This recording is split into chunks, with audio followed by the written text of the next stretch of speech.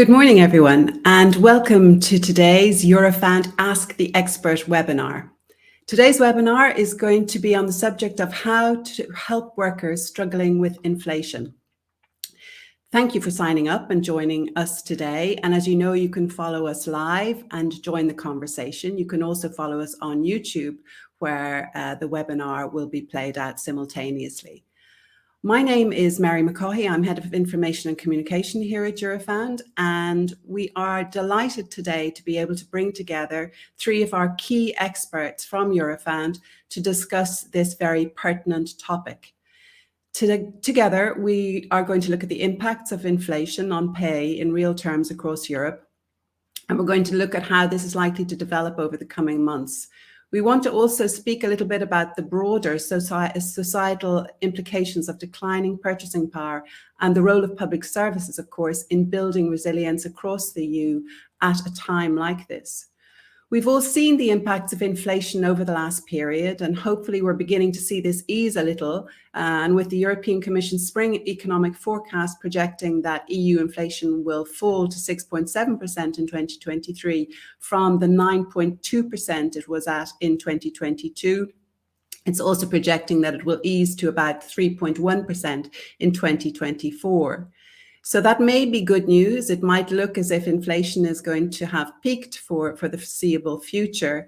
We do know that the European Central Bank has warned that inflation will remain too high for too long. And this is particularly the case for core inflation, which of course excludes energy prices. We know from Eurofund's own analysis that the risk of recession has subsided, but that inflation continues to erode the purchasing power of households, workers and consumers. Data which was published at the beginning of this year shows that despite significant increases in nominal rates between 22 and 23, minimum wage workers in most EU countries are still seeing their purchasing power decline, with increases in real terms in just a few member states. That being said, while of course this current inflationary situation is clearly making it difficult for real minimum wages to keep up, minimum wages have increased over the past 10 years in most member states. Equally, Eurofund has also published a report earlier this month on tackling rising inflation and sectoral collective wage bargaining. And this report shows that workers across some sectors are experiencing declining purchasing power, and that this has the potential to again increase poverty rates and possibly social conflict, industrial action, labour disputes. In the long term, of course, this could potentially jeopardize social cohesion and indeed the EU's strategic goals for the twin green and digital transition. So it's obvious that inflation has featured prominently as a result on the political agenda, and governments have enacted extensive relief packages, which largely are aimed at mitigating the impact of this inflation and the inflationary rises on households and families, on sectors, and those on the lowest incomes. Fiscal measures, tax reductions, support for energy bills have been used extensively to try and offset this crisis. But these measures are usually temporary, although they have been extended quite significantly ongoing. However, we do know that the long-term use of this was going to have an impact on social services, which provide the kind of vital support that we need in society, and particularly, again, for those who are most vulnerable and who are struggling financially. So is it all bad news, or do we actually have some solutions to the problem? Today's discussion, we hope, will look at the various tools and issues which are at play and ask, is there another way? Are there things we are missing? Can workers receive the support they need without compromising on the effectiveness or the availability of public services? And how exactly can we or will we do this? Today's Eurofund experts are today's panelists, and I'm delighted to let them join me because they will tell us the detail of what I have outlined above.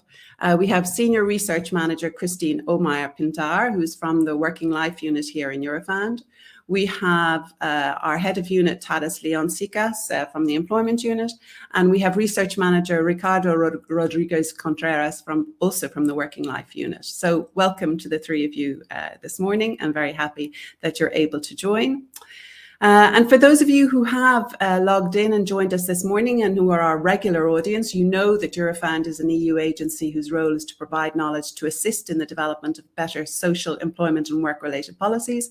You also know that part of our role is to have these kind of discussions and provide the fora for debate, to talk with the experts about the knowledge that we have in Eurofound and share it with those who are interested. So I invite you please to join the chat online and ask our experts during our discussion any questions you may have about the discussion and the topic that we will cover today. And we will integrate them into our discussion during the course of this webinar. You can also follow us, of course, on all the social media channels, and we are encouraging you greatly to do so. So to start us off, Ricardo, I've talked enough, you are the expert. Can you really help us to set the scene here? I mean, we know that wages are important at all times, but I suppose never more so than at a time of high inflation when purchasing power is being eroded. How has the wage bargaining system responded to the high inflation situation and has managed to keep up? Ricardo, you might just like to unmute yourself. Yeah, perfect. It's okay. Can you hear me now? Excellent. Yeah. Good morning again. So as it's well known, inflation started to gradually increase in the second half of 2021. Then inflation in the European Union accelerated in 2022 and is still remaining high in 2023. Then inflation is back, unfortunately, and even it is expected to slowly decline, as you said before, by 2025. The projections forecast that price growth is said to be and will be persistent in the medium term. These high inflation rates, of course, have impacted and still are impacted and impacting collective bargaining rounds. Must be said that nominal wages have increased, even in some countries significantly, during 2022. So, but also we should say that there are differences that across countries that reflect, of course, different inflation rates.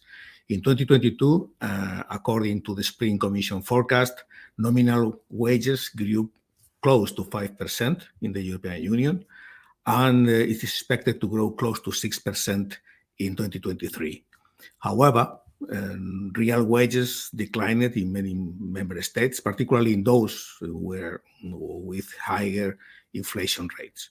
So obviously it means that workers across the European Union have suffered losses in purchasing power.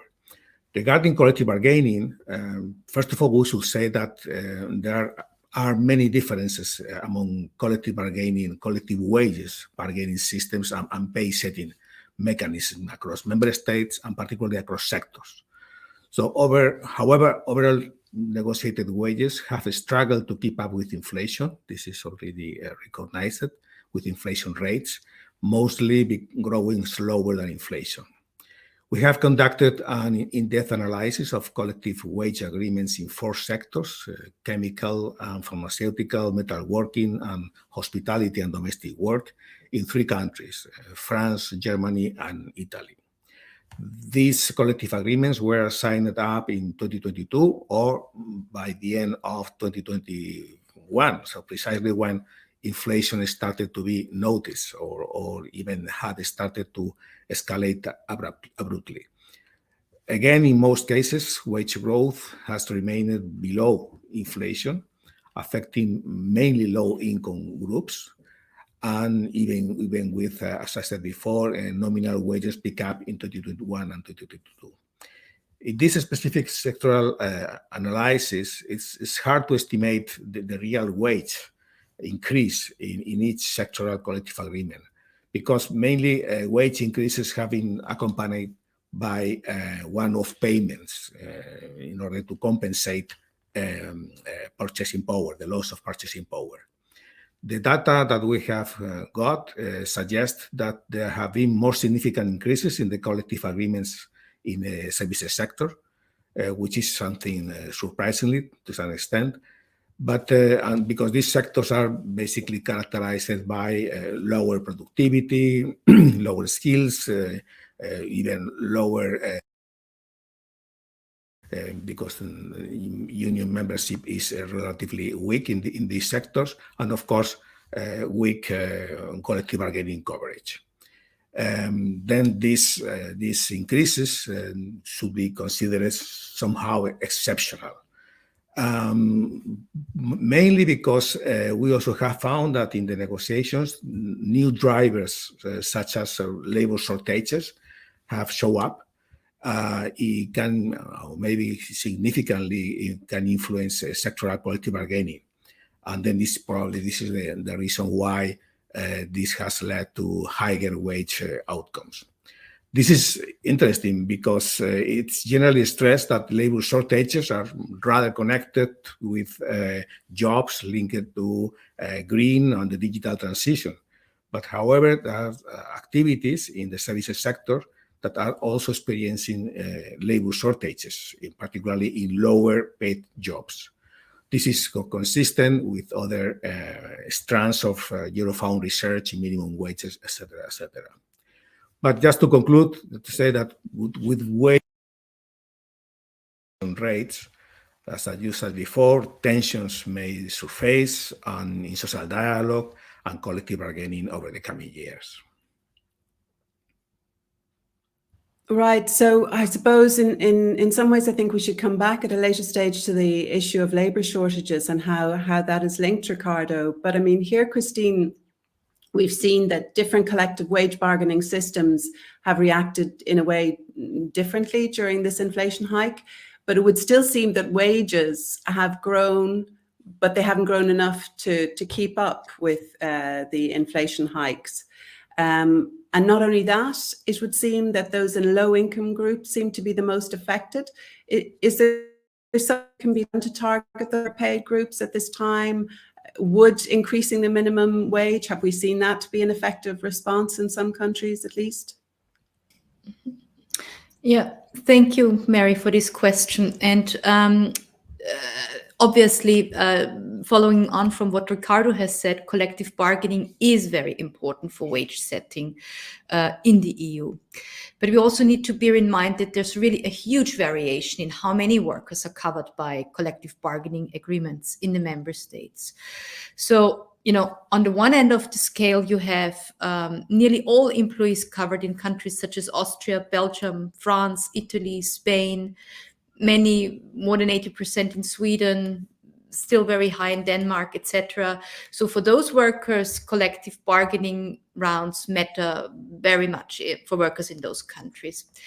However, if you look at the other range of the scale, we see that only around every fifth worker or even less is covered by collective bargaining in the Baltic member states, Hungary or Romania. So especially in those countries, it's much more important to look at the statutory minimum wages if we're talking about how low-paid workers are feeling the recession. And Mary, you've already mentioned that in your introductory remarks, but just to stress it again, that over the past decades, minimum wage workers in most EU member states have really benefited a lot in various ways from increases in their minimum wages. The purchasing power has increased in real terms. The gross wages grew more than average wages or median wages, and very often at higher rates than labor productivity growth. So over the past decade, there was really good news for minimum wage earners, or relatively good news, because often they also started from relatively low levels. That also has to be mentioned in this context. But now when we look at the most recent impacts, so say if we look at the last year between starting on 1st January 2022 up to 1st January 2023, because of this high inflation, many member states have really increased the statutory minimum wages substantially. And if I say substantially, it is really significant. So the median increase in the member states with the statutory minimum wage was nominally 11%, compared with 5% between 2021 and 2022. So more than double the percentage increase in nominal terms. But, and here comes the but, even with this very high strong increases, and also depending on how we measure inflation. But we can see that in most countries, this was barely enough or not enough to maintain the purchasing power. And also, as we know that inflation is here to stay and continues throughout the year, 2023, the value of statutory minimum wages declined again.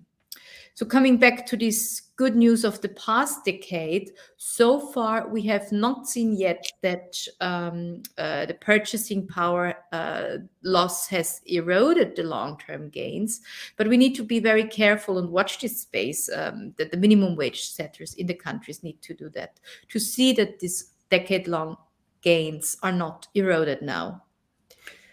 So Christine, what you're saying is it has been a relatively good news story in terms of, the purchasing power for minimum wage workers, etc., and that this has not yet been eroded by the inflationary hikes. However, would this be a kind of a pivotal moment? I mean, are we asking policymakers to really take note, because this is the time where things could change and it becomes no longer a good news story? Exactly. And statutory minimum wages are really the main central tool for wage setters to play with, and also with an impact then exerting on collectively agreed wages or actual wages. So what the central wage setters do, that will be looked upon by other actors in the field. And Christine, what can they do, or what have they done that's going in that right direction, if you like? Yeah. So last year, we saw really multiple approaches in the EU. For example, Germany and the Netherlands, they have provided really substantial and ad hoc increases of the minimum wages.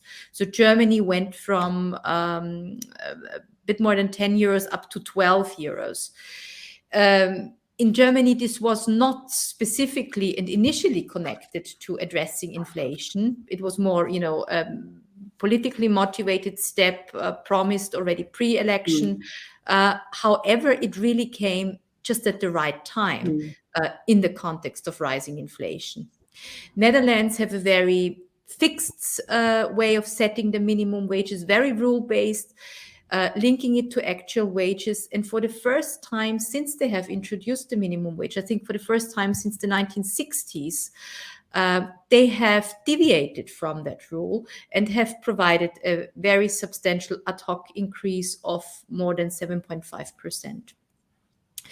Other countries, so for instance, Hungary. In Hungary, there were tripartite negotiations going on between the social partners and governments, and social partners have agreed that they would do an additional update of the statutory minimum wage during the year if inflation is higher than 18%. So far, this has not turned out to be the case. There's still discussion on how to measure inflation, but in principle, they would have foreseen such a mid-year update. Okay. In Poland is a relatively similar case, with the difference that such a mid-year update is prescribed in law. So if inflation is above a certain threshold, 5% in that case, government has to give another update. And this has happened already in Poland. And then we have countries like Belgium, France, and Luxembourg, which have, again, a very specific system of minimum wage setting. They use so-called automatic indexation mechanisms. And this is also enshrined in laws. And this mechanism really links the development of statutory minimum wages to the developments in consumer prices in different ways. So especially in Belgian workers on the minimum wage, they have really received several updates within the last year, because inflation was over a certain threshold. Luxembourg did alter this mechanism a little bit last year. There would have been 2 such automatic updates, but there was a decision made with the social partners in a tripartite agreement to postpone the second increase. And that was motivated by ensuring that employers should have more predictability about the development of statutory minimum wages. And On the other hand, the reason why trade unions agreed on that was that government stepped in for this postponed increase and provided income support for the workers. And this is also what we've seen across many other countries. So we've mapped a lot of policies responding to inflation, and we saw that many of the member states, instead of only relying on the wage increases, they provided support measures for workers, but also for citizens and companies, and which helped them to ease the burden of the growing prices. But these measures, most of the time, I suppose, Christine, were not targeted only at minimum wage workers. They would have been a wider group or a wider cohort that were being targeted to include other citizens. And what kind of measures would we be talking about? Mm-hmm. Yeah, absolutely, Mary, that's correct. So most often they were really addressed at households, reducing energy bills, providing general financial support, so not necessarily linked to energy bills, sometimes food vouchers. Sometimes this was done directly, giving people cash in their bank accounts. Sometimes it came via tax deductions. Okay. And also we saw that because these measures had to be rolled out very fast, many countries opted to do it in a non-targeted way, but to give it, for all households across the board, not means tested. And if they were targeted, they targeted the more vulnerable groups, like families with children, low-income households, pensioners, etc. Yeah. I presume I can hand over to Tadas at this point, because that ties in nicely. Yes, indeed. I mean, that's a kind of natural link then with the whole aspect of social assistance and the benefits program. I mean, I suppose, Tadas, we've heard about wage setting, we've talked about minimum wage, and we've seen how they can play a role. And also, in fact, in the last part that Christine was talking about there, also other measures that governments have introduced sort of on an ad hoc basis to target, particular aspects like energy bills, etc. When we're looking at this, though, and we really are looking at what can be done to help workers and citizens in general to ease the inflation crisis, I suppose we have to integrate the social assistance and benefits element as part of this package. Can you talk to us a little bit about what steps have been taken to address it in the current crisis? Indeed, fair wages is critical, and especially that's the topic in the focus of today's discussion. But rising cost of living affected people also who are not in employment. So families of the workers, but also other social groups beyond employment were affected. And it is important that governments paid attention. EU provided considerable support for member states to make sure that social groups in difficulties were assisted. So what we have, the basic facts to remember is that EU in a short period of a few years underwent two huge social challenges. So COVID pandemic first, and then the rising cost of living. And the latter was exacerbated by the even greater danger, Russia's war in the east of the European Union. So the way member states and EU dealt with that was, first of all, ensuring allowances, different types of tax and fiscal measures to make sure that utility cost burden was manageable. And a lot of utilities, well, that comes down mostly to electricity and heating, but also transport costs increased, etc. So these types of services are referred to as essential services in the European Pillar of Social Rights.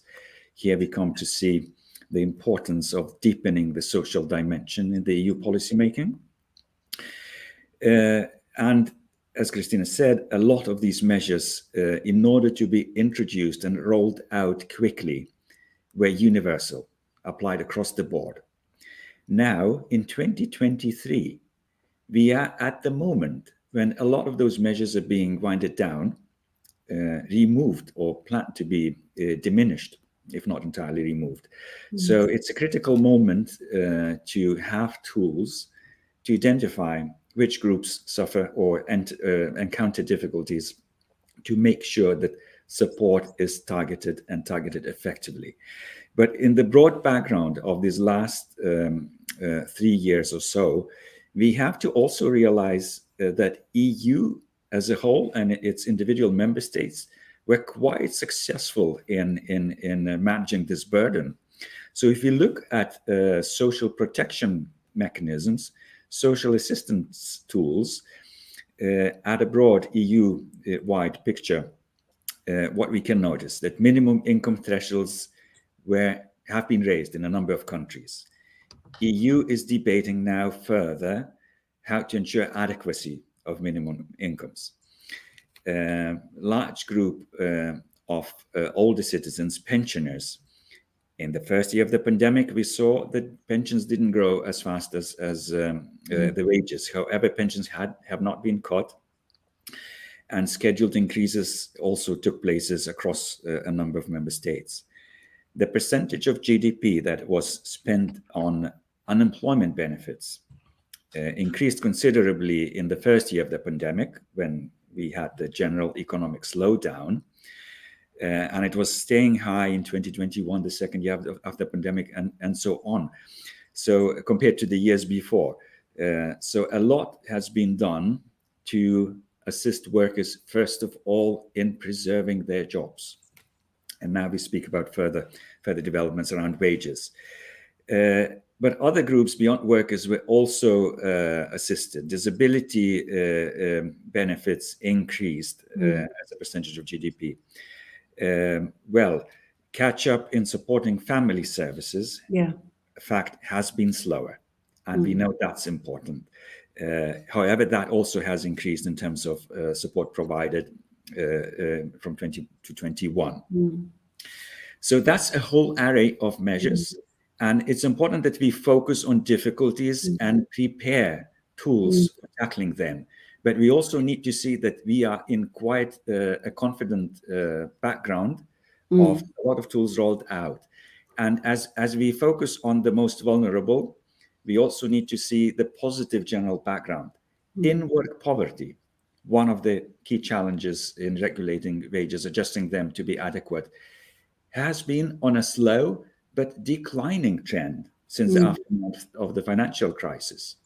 If we speak about the averages of people reporting difficulties in making ends meet, it can sound counterintuitive, but the trend since the pandemic is also the proportion of such people is declining on average. So it's important that we don't lose out from sight those who though need support. Energy poverty is a remaining challenge, and people who said that they could not keep their homes adequately warm, unfortunately has increased, even when all these measures were rolled out across member states. But Tadas, there, again, in follow-up to Christine and her good news, if you like, on the sort of the maintaining the minimum wage levels and increasing them across the EU, and how they've kind of retained purchasing power. You're also talking about the increases and the efforts that were made in other areas in social assistance and social spending. But is it not true to say that, in fact, the economic climate and the tight labour markets that we talked about earlier also with Ricardo, that they were largely favourable for this kind of spending and also for the upward wage adjustments? But now we're looking at kind of a triple, if not a quadruple pronged, crisis in terms of the war, in terms of the just transition, in terms of digitalization, in terms of the cost. We're looking at so many elements that governments are going to have to take on board, and that's challenging for their ability to target the needs of the most vulnerable. I mean, what can you say to us about how things are looking in that context? This is a huge question, of course. Maybe I will point to a few parameters to shape our thinking about these challenges. It's a hot issue in the debate between economists. What are the implications of all these large support measures for public debt long term? In shorter term, however, I would emphasize that it's important that we don't fall into a trap of juxtaposing social expenditure vis-a-vis other needs, such as green transition, defense, and so on.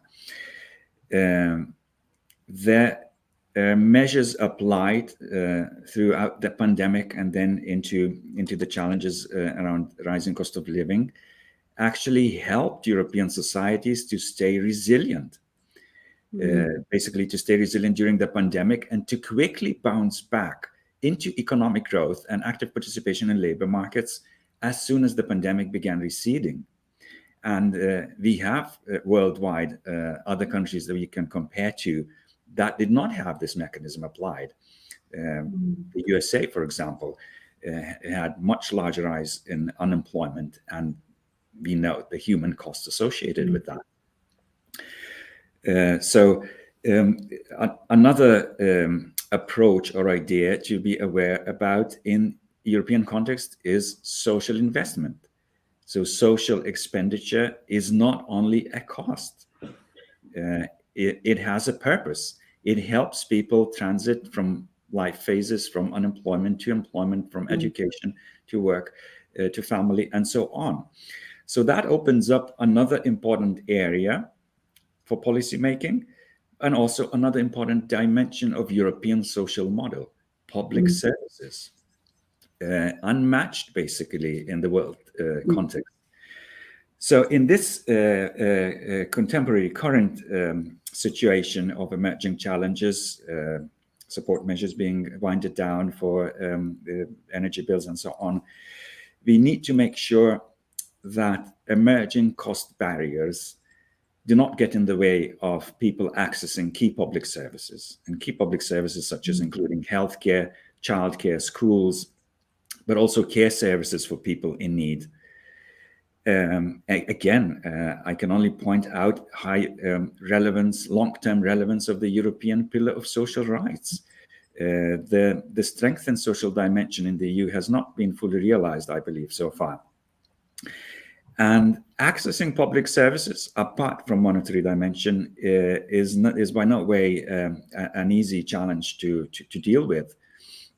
So beyond funding, there are challenges. In the pandemic, for example, we still have a backlog that accumulated in terms of unmet healthcare need.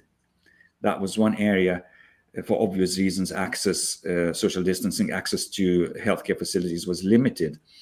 And it was one challenge, one problem that kept accumulating after the first year of the pandemic. The level of unmet healthcare needs increased. So at the moment, we still have around 5% of families on lower income with children who have their healthcare needs unmet. So there are these aspects to also keep in mind, and make sure that access to services is ensured for those people who find this challenging in bad times as well as relatively good times, such as people with disabilities, people with care needs, carers with care responsibilities, and so on. And we shouldn't forget, Tadas, in that context, when you talk about the availability and accessibility of good quality public services, that's what also helps build trust within society and amongst communities. And if we go back to what Ricardo mentioned earlier, if there's a danger of greater conflict and sort of disaffection as a result of this, then that's something that we certainly should focus on to ensure that we can offset any rise in that. And I want to take a few questions here, which are kind of related from the audience. There's a question, Ricardo, which I think I'll put to you. Has there been an increase in industrial action in the countries where workers have seen the greatest declines in purchasing power? We'll just unmute you again. Sorry, Ricardo. Yeah. We don't have evidence of this increase, at least in 2022. Of course, there have some conflict, labor disputes in specific sectors during the negotiation of some collective bargaining rounds, but we cannot say that in 2022 there has been a dramatic increase of this social. It does not mean that it could happen in the future. It depends on how inflation rates are evolving and how all from on the one hand these shock absorbers that we could say about minimum wages, statutory minimum wages, or other support measures by governments can continue in the future. So we're not seeing an immediate effect, but in fact, it could be that it's still in the mix as we look at things into the next period. It is still, of course, a danger of such, but it's true that I think inflation rate escalated very quickly in 2022, and the collective agreements, collective bargaining as such, is a heavy machinery. So it takes time to deal with all these external shocks. So the negotiating parties, of course, struggle. And of course, there are some, but it's true also that, as I said before, and all the extensive relief packages and support measures by the governments also contributed to cushion yes, to cushion and protect. Yeah.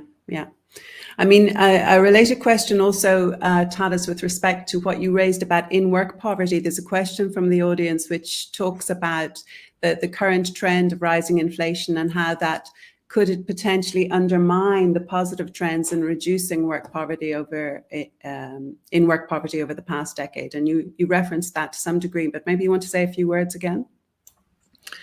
Well, I can't agree more that it's definitely something to watch out for, to encourage policymakers be ready to apply tools for.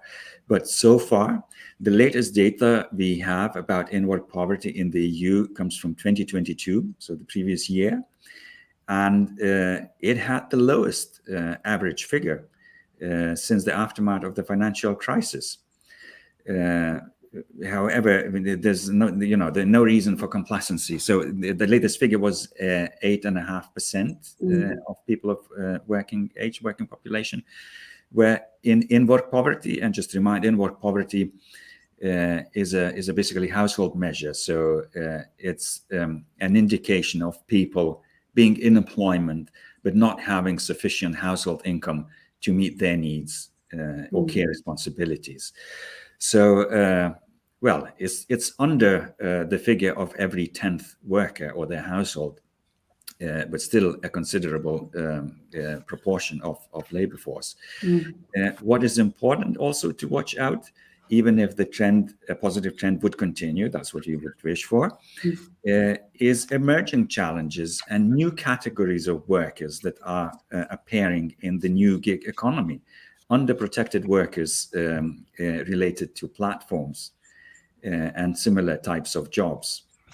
So this is a particular segment of our labor force that we need to make sure is getting well integrated and fairly paid.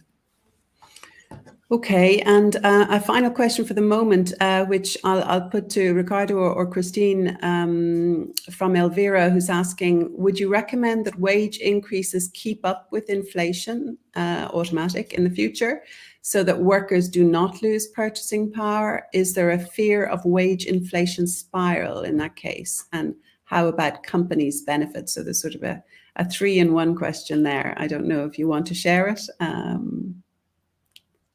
Ricardo, will I start with you? Okay.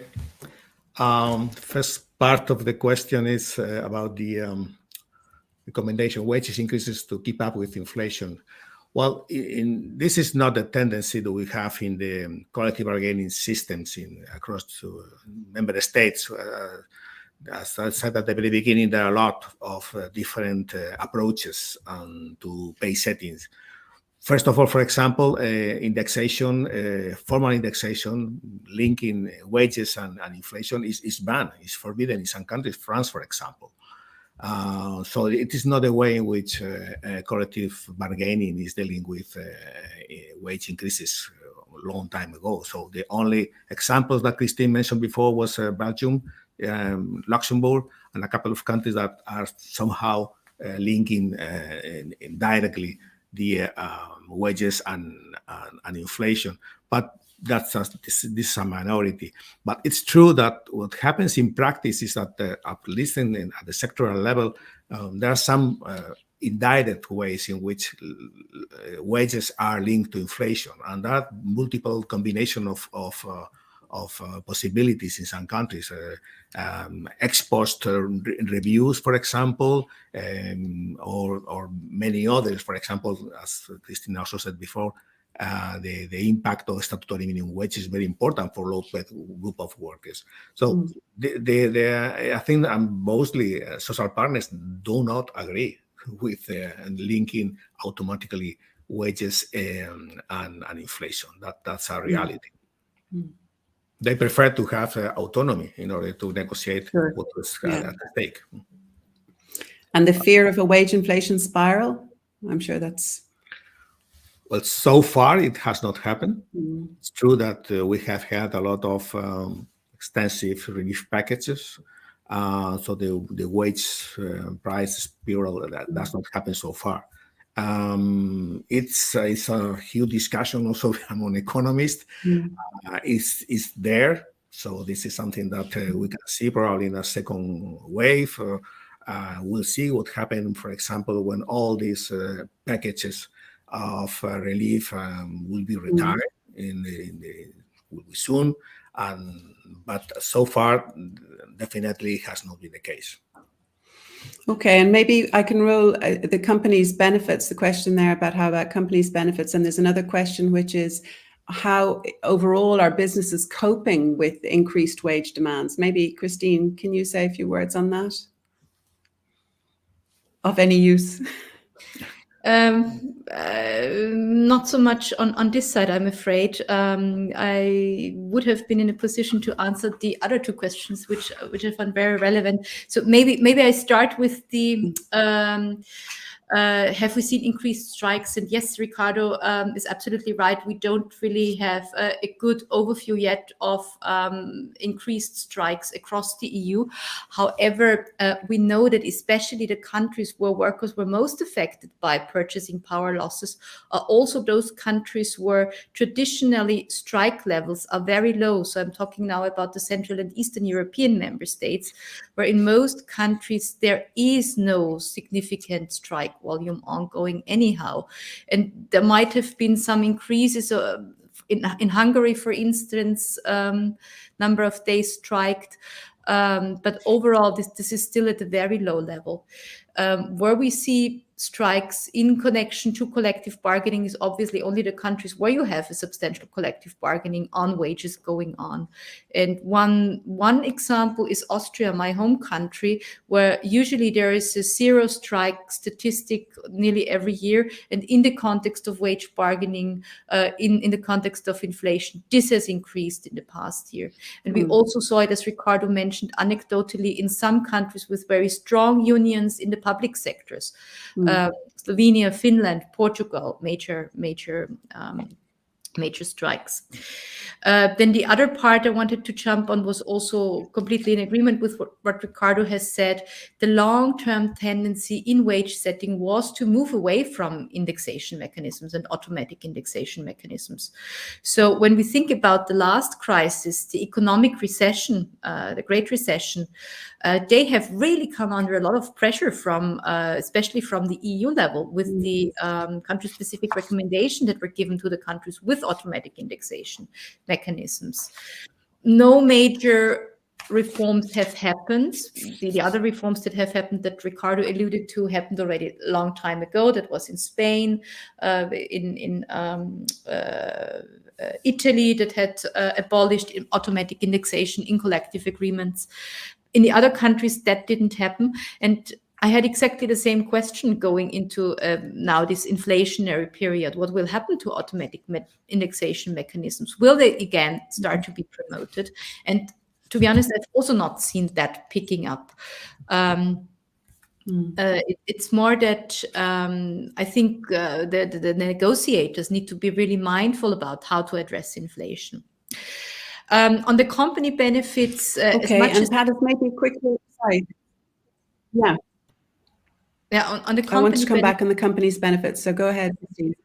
So what I wanted to say on that one is that we did see in a number of countries that government supported companies to provide additional ad hoc payments by giving them reduced, by putting them under a reduced taxation scheme. So tax reliefs if companies paid out additional benefits to workers. So there was a major scheme, for instance, in Germany. Also, I think Austria used a similar tool that they had used in the COVID pandemic as a reaction, where companies could pay bonuses to workers, and those were taxation-wise preferentially treated. And this obviously increases the net that workers get. And I think it's, from the company perspective, a good tool, because it's, on the one hand, it's voluntary for companies, so not every company has to do that, but those that can pay more can do so more, and it does put less pressure on average wages, right? Like on the collective bargaining agreement outcomes. So yes, in that sense, I think it's a good tool. Yeah, that's as much as I can say on the question. And Tadas, a quick word on how we know that businesses are responding to this. I just wanted to briefly invite to make use of Eurofound's database, the European Restructuring Monitor, that may not tell exactly about a link between rising wages and companies' performance, but shows the general trend in job creation or job destruction. And what we saw in 21 and 22, that there have been considerably more jobs being created in the European Union than jobs lost. In 23, we see a change of this pattern. The numbers are becoming much more even.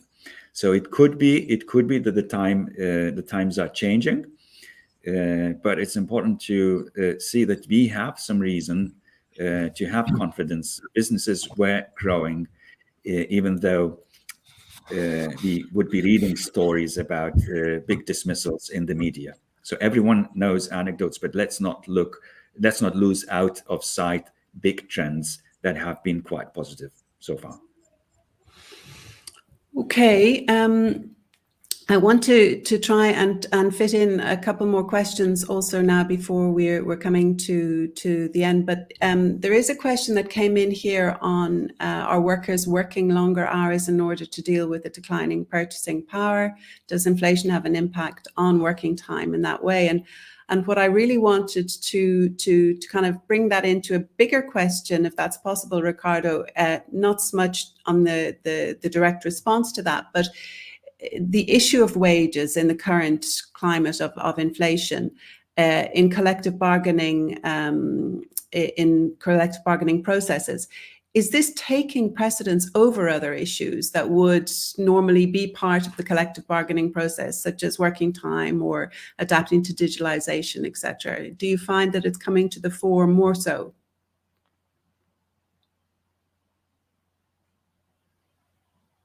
Found this evidence of that. So, of course, in 2022, basically the wages have become more contentious in collective bargaining rounds. So that's quite clear, because inflation was really hitting a lot the wages. But despite of that, we cannot say. So there is no other topics, important topics, as for example working time, which is a crucial one. Along with wages, working time is the most contentious and important topic to be negotiated usually. So we have not found that other relevant topics have been. For example, in the cases that we have analyzed in the sector we have analyzed, there are some concerning provisions regarding job classifications, vocational training, even working time. So those topics are related to green transition or digital transition are, of course, less important in 2022, but okay, and on the particular question there on are workers working longer hours, Tadas, maybe you could give us a few words just on your insights there. The working hour development is somewhat paradoxical and really puzzles researchers and economists now. So the working hours on average only came back to the pre-pandemic level for the workers in high-skilled jobs, basically for highly educated and skilled workers. And it's not fully answered yet why and what it means that the working hours have not bounced back to the pre-pandemic level for a number of social and worker groups in the labor force. And that's a tendency noticed in the EU, but also in the USA. So there's something there to keep an eye on, and different factors have been brought up into consideration. One of them is labor hoarding. So big companies try to keep their labor force without dismissing, even if they couldn't provide full or more employment, vis-a-vis, labor shortages challenge. The other thing to explore is potentially a rising productivity, for which we need better measures to develop. Again, a number of questions that Eurofound might look into. We didn't go yet into advertising some of our ongoing research that relates to questions made in the chat, which were very, very much to the point. Well, I think specifically here with respect to working time, I should draw anyone who is interested their attention to the fact that we're working intensively on the issue of working time, and we'll have several outputs both this year and next year in terms of delving into working time and the development of it, where we're working closely with the European Commission and others. And of course, most of the topics which are raised here, there's much more information on them available elsewhere. But perhaps we're coming to 10 minutes before time, and I do want to just get one final question in here, because we did talk about the labour shortages aspect here, and maybe I can go back a little bit here to Ricardo. I mean, what the role that you referred to earlier, what role do labour shortages actually play here in terms of, will they help workers and unions to gain more bargaining power? Can this help in this inflationary context? Very briefly, if you can, before we go to the takeaways. Yeah, well, definitely, labour shortages is a new driver in collective bargaining. Particularly in the post-pandemic period. We have found this in the sectoral collective agreements that we have analyzed it. Clearly, at least as last year, it was in the services sector, because probably following the aftermath of the pandemic, there in some specific sectors, HoReCa or hospitality, we have found these gaps, this mismatch in labor market particularly. But also in, for example, maybe more anecdotal, but in Italy with the domestic work, we have also found this. So I think that more and more, so first of all, in all sectors, labor shortages and skill shortages are concerns of both employers, of course, but also of trade unions and worker representatives, and still will be an issue in the coming years. That's for sure. We will stay, of course, with a lot of differences across sectors and across occupations too. And of course, the link which we're very keen on ensuring that is a message that comes from Eurofound and all the work that we're doing on quality of jobs and working conditions more broadly, the link between labour shortages and those sectors that are facing some shortages. It can also be about the quality of those jobs in those sectors and improving working conditions to improve them so that we can fill those gaps. So we've covered a lot of bases today, and I'm conscious that we could go on for another hour. So thank you all for your input there. We've looked at the different mechanisms. We've looked at the collective bargaining and wage setting in progress. We see that it doesn't reach all workers. Particularly, we're looking there at the lower income groups, which can be most affected. We've looked at the minimum wages, which have increased, but still, and they haven't, impacted too much on the purchasing power, but still, it is a mechanism that could be looked at again to ensure that it keeps up with inflation at these times. We've looked at governments and how they've had to address this in terms of their social spending, assistance and benefits, and how they can target best the needs. And also, I suppose, we also have talked about this in the bigger context of so many other things going on, Russia's aggression and the war in Ukraine. We've looked at the green transition impacts, the just transition, digital, and of course also labour shortages, as we just mentioned there. So clearly, you know, what's coming through a lot here is that inflation is not happening in isolation. It has all of this as a framework. So, I mean, not to dwell too much on all of these issues, but if you were to have sort of a main takeaway that, you know, looking at a policymaker in the eyes, what would be the main point that you would make in the context of this broad-ranging topic that we've done today? Perhaps I can go to Ricardo first.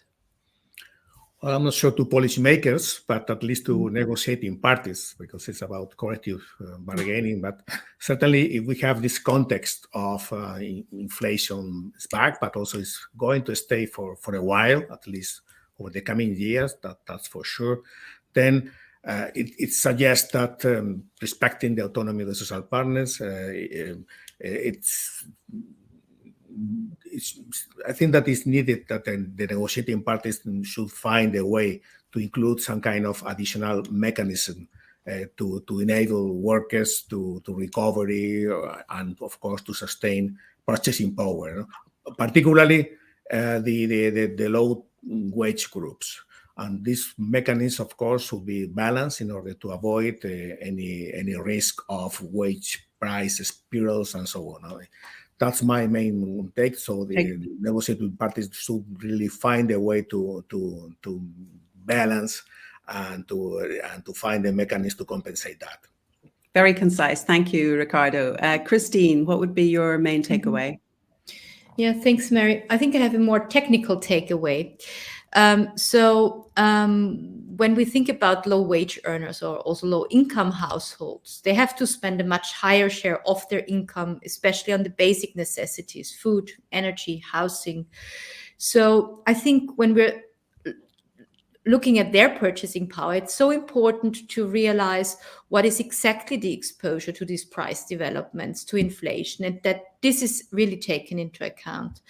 And my policy point would be that instead of looking at average inflation, you know, which we have readily available, countries could think about how to calculate inflation for these low-income households and for the low-wage workers. So look at which typical basket of goods and services do they consume with their available budget, and then see how have prices developed for this budget. Okay. So that's thank you. Not too technical. That was good. Tadas, finally, in 2 minutes. Just to echo further what Christina said, we realize that rising cost of living affect families of the workers and many social groups beyond employment. So in addition to monetary mechanisms, fair wages and so on, social assistance, it's important to ensure that support is targeted to the most deprived and the cost barrier doesn't get in the way of accessing key public services, from healthcare to schools, to care services, but also essential services. Another winter is coming, and it's important that preventive measures are put in place to assist those most deprived so that evictions, cut-offs from energy or other essential services are avoided. Thank you, Tadas. Thank you, Tadas and Christine, Ricardo. Those were excellent, I think, rounding up the very rich discussion that we've had today. I would like also to thank those who have participated and contributed to today's discussion. Thank you for your questions, which allowed us to delve a little bit deeper into some of the issues which were raised. Thank you for joining us. Thank you for being on social media. You can continue to follow up on the information and the topics that you have heard us discuss today. All of our information is available on our website, eurofundeuropa.eu. Of course, we have other webinars which are recorded and will be online, as will this one be. You can sign up to our corporate newsletter, which is monthly. You can also check out our podcasts, which also are on Spotify or wherever you receive your podcasts. And we would be delighted to see you again at any or all of our upcoming webinars, which will take place down the line. Thank you very much for joining us today. Thank you to our panelists, and I wish you a very good day.